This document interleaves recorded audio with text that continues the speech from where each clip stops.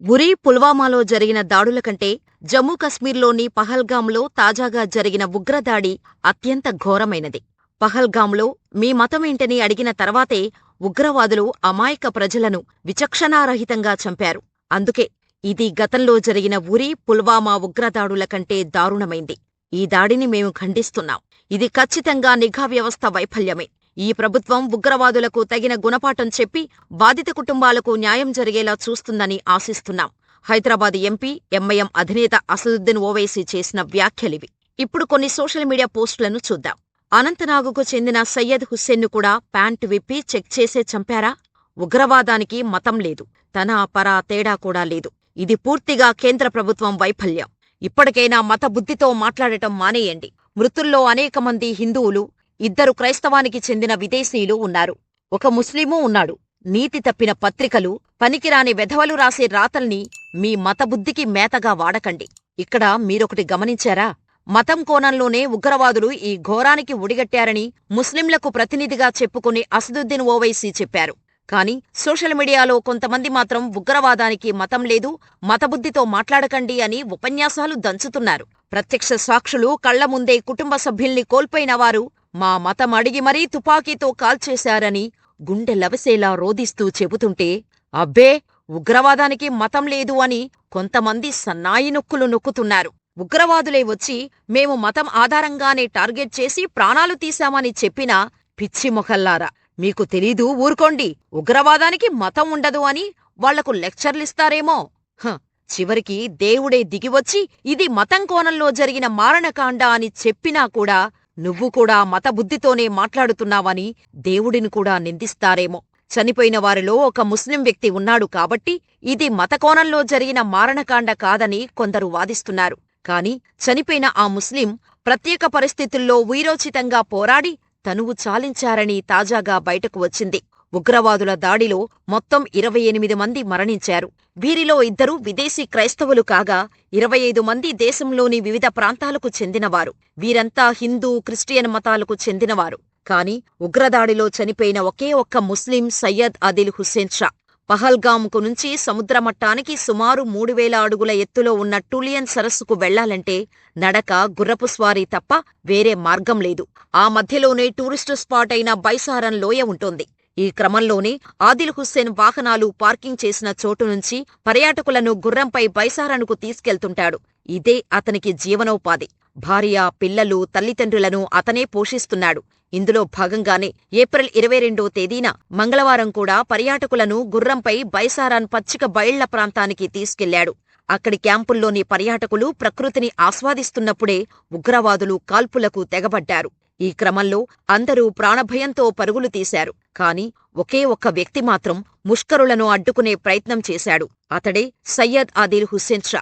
తన కళ్ళెదుటే ముష్కరులు అమాయకులైన పర్యాటకులపై విచక్షణారహితంగా కాల్పులు జరుపుతుంటే హుస్సేన్ షా తట్టుకోలేకపోయాడు. దాడిని అడ్డుకునేందుకు ధైర్యంగా ముందుకెళ్లాడు. ఉగ్రవాదుల నుంచి తుపాకులు లాక్కోటానికి ప్రయత్నించాడు. ఆ క్రమంలో ముష్కరుల తూటాలకు బలైపోయాడు. ఉగ్రమూకలపై తిరగబడ్డ కారణంగానే సయ్యద్ ఆదిల్ హుస్సేన్ షా ప్రాణాలు కోల్పోయాడు. ఒకవేళ హుస్సేన్ షా ఉగ్రవాదులపై తిరగబడకపోయి ఉంటే ముస్లిం కాబట్టి బతికిపోయేవాడే. కాని మిగిలిన 27 మంది చనిపోవటానికి కారణం ముమ్మాటకి మతమే.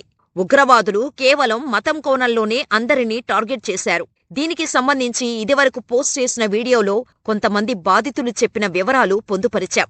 తాజాగా ప్రత్యక్ష సాక్షులు చెప్పిన మరిన్ని వివరాలు చూడండి.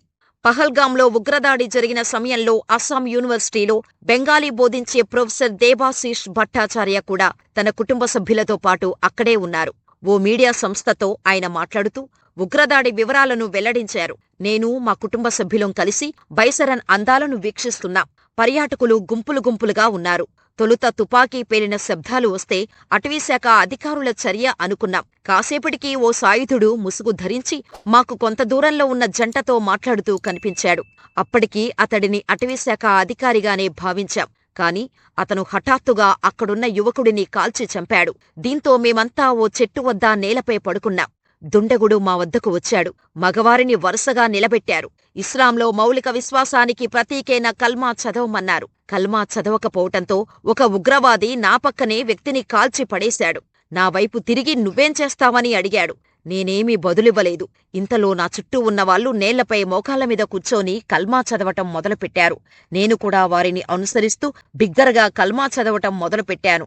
తర్వాత ఓ ఉగ్రవాది నా వద్దకు వచ్చి తలకు తుపాకీ గురిపెట్టాడు. అప్పటికే లా ఇలాహా అని ఉచ్చరించాను. అంతే, ముష్కరుడు నన్ను వదిలిపెట్టి వెళ్ళిపోయాడు అని భట్టాచార్య వివరించారు. ఇదే సమయంలో కల్మా పఠించలేనని చెప్పిన ఓ క్రైస్తవుడిని ఉగ్రవాదులు కాల్చి చంపేశారు. మధ్యప్రదేశ్కు చెందిన 58 ఎల్ఐసి మేనేజర్ సుశీల్ నథానియేల్ క్రైస్తవుడు. ఈస్టర్ సందర్భంగా తన భార్య, కూతురు, కుమారుడితో కలిసి నథానియేల్ పహల్గాంకు వెళ్లారు.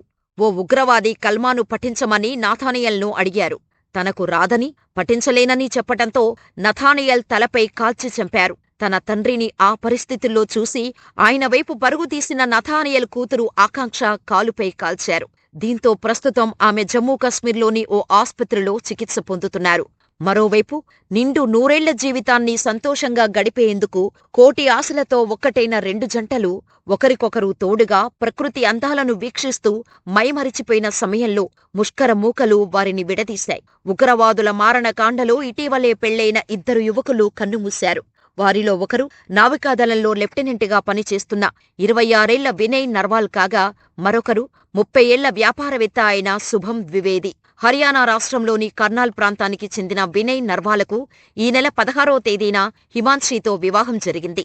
19వ తేదీన రిసెప్షన్ వేడుక జరిగింది. హనీమూన్ కోసం యూరప్ వెళ్లటానికి సిద్ధమైన ఈ జంట వీసా తిరస్కరణకు గురవటంతో కశ్మీర్కు వచ్చింది. ఈ నెల 22వ తేదీన బైసారన్ ప్రాంతంలో విహరిస్తుండగా ఉగ్రవాదుల దుశ్చర్యకు వినయ్ బలయ్యారు. తన కళ్ల ముందే భర్తను కాల్చి చంపేయటంతో హిమాన్షి తీవ్ర ఆవేదనలో కూరుకుపోయారు. బుధవారం వినయ్ మృతదేహాన్ని ఢిల్లీకి తరలించిన సమయంలో శవపేటికను గట్టిగా కౌగిలించుకొని ఆమె చేసిన రోదన అందరినీ కలిచివేసింది.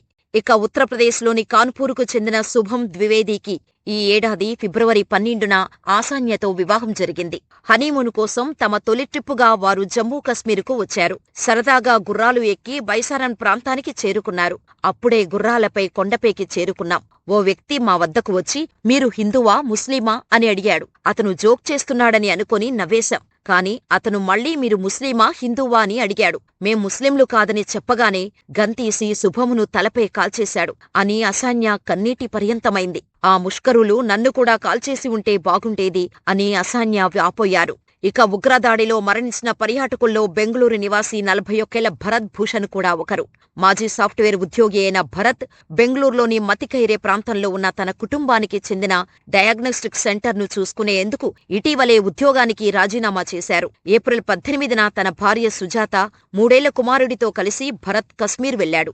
ఉగ్రవాదులు మమ్మల్ని ఆధార్ కార్డులు చూపించమన్నారు. మీరు ముస్లింలా లేక హిందువులా అని అడిగారు. ముస్లిమైతే మిమ్మల్ని విడిచిపెడతామని చెప్పారు. మేము హిందువులం అని చెప్పగానే నా భర్త చేతిలో ఉన్న 3 ఏళ్ల పిల్లాడిని కిందకు దింపమని చెప్పారు. తర్వాత నా భర్తపై కాల్పులు జరపటం మొదలుపెట్టారు. ఊపిరిపోయేంతవరకు కాల్పులు జరుపుతూనే ఉన్నారు అని సుజాత కన్నీటి పర్యంతమవుతూ చెప్పారు. ఇప్పుడు చెప్పండి, ఈ దాడి మతం కోణంలో జరిగిందా లేదా? గతంలో ముంబై, ఉరి, పుల్వామా దాడులు చేసినప్పుడు ఉగ్రవాదులు పిచ్చికుక్కల్లా కనిపించిన ప్రతి ఒక్కరినీ కాల్చుకుంటూ పోయారు. కాని ఈసారి పక్కా ప్రణాళికతో ఆధార్ కార్డులు చూసి కల్మా చదివించి ముస్లిం కాదని పూర్తిగా నిర్ధారించుకున్న తర్వాతే కాల్పులు జరిపి హతమార్చారని స్పష్టంగా కనిపిస్తోంది. అందుకే ఇది ఉరి, పుల్వామా దాడుల కంటే అత్యంత ఘోరమైన ఉగ్రదాడి అని ఎంపీ అసదుద్దీన్ ఓవైసీ కూడా అన్నారు. కాని కొంతమంది మాత్రం ఇంకా ఉగ్రవాదానికి మతం లేదనే వ్యర్థవాదనలు చేస్తున్నారు. అయినా ఇక్కడ ముస్లింలందరూ ముష్కరులే అని ఎవరూ అనడం లేదే. ఉదాహరణకు సయ్యద్ ఆదిల్ హుస్సేన్ షా ఉగ్రవాదులు ముస్లింలే కదా అని సమర్థించలేదు. వాళ్ళు చేసేది తప్పని తెలిసి తిరగబడ్డాడు, అమరుడయ్యాడు. ఉగ్రమూకుల దాడుల్లో తీవ్రంగా గాయపడ్డ ఎంతో మంది హిందువులను, ముస్లిమేతరులను స్థానిక ముస్లింలే గుర్రాలపై ఎక్కించుకొని భుజాలపై మోసుకుంటూ తీసుకువెళ్లి ఆస్పత్రుల్లో చేర్పించారు. పహల్గాంలో భయంతో వణికిపోతున్న పర్యాటకులకు స్థానిక ముస్లింలే ఉదారంగా సాయం అందించారు. ఆటోలు, టాక్సీ డ్రైవర్లు ₹1 కూడా తీసుకోకుండా ఉచితంగానే గమ్యస్థానాలకు చేరవేస్తున్నారు. మరికొందరు స్థానిక ముస్లింలు ఉచితంగా ఆశ్రయం కల్పిస్తున్నారు. ఇది కేవలం పర్యాటకుల మీద మాత్రమే కాదు, కశ్మీర్ ఆత్మపై జరిగిన దాడి. పర్యాటకులు మాకు అతిథులుగా వచ్చారు, ఇప్పుడు ప్రాణభయంతో వెళ్తున్నారు. ఇది చాలా బాధగా అనిపిస్తోంది. నవదంపతులు భయంతో వణుకుతూ వచ్చి విమానాశ్రయానికి ఎలా వెళ్లాలని అడిగారు. వారిని సురక్షితంగా దిగపెట్టాను. వారు డబ్బులిచ్చేందుకు చాలా ప్రయత్నించారు. అలాంటి పరిస్థితుల్లో వారి నుంచి నేను డబ్బులెలా తీసుకోగలను అని బిలాల్ అహ్మద్ అనే ఆటో డ్రైవర్ మీడియాతో చెప్పారు.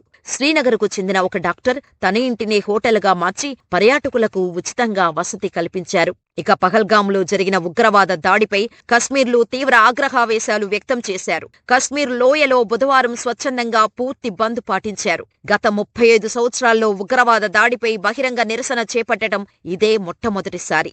అనేక పట్టణాలు, గ్రామాల్లో నిర్వహించిన ప్రదర్శనల్లో స్థానిక ముస్లిం ప్రజలు స్వచ్ఛందంగా పాల్గొన్నారు. పర్యాటకులపై దాడికి పాల్పడటం ద్వారా తీవ్రవాదులు కశ్మీర్ల ఆర్థిక మూలాల్ని చిదిమేసే ప్రయత్నం చేశారని నిరసనలో పాల్గొన్న అన్ని వర్గాల ప్రజలు అన్నారు. కశ్మీర్ అందాలను ఆస్వాదించటానికి వచ్చిన మా సోదరుల్ని దుర్మార్గంగా కాల్చి చంపారు. వారి లక్ష్యం మా ఆర్థిక మూలాలను దెబ్బతీయటమే. ప్రతి కశ్మీరీ ఈ దాడి పట్ల మౌన వేదన అనుభవిస్తున్నాడు అని కుల్గాంకు చెందిన స్థానిక వ్యాపారి మొహమ్మద్ ఇక్బాల్ అన్నారు. కశ్మీర్ పేరుతో, ఏదైనా వర్గం పేరుతో ఇలాంటివి మరొకసారి జరగకూడదు. అమాయకుల ప్రాణాలు తీయడమంటే మొత్తం మానవాళినే చంపటంతో సమానమని హజీ బషీర్ అహ్మద్ అనే శ్రీనగర్ వాసి మీడియాతో అన్నారు.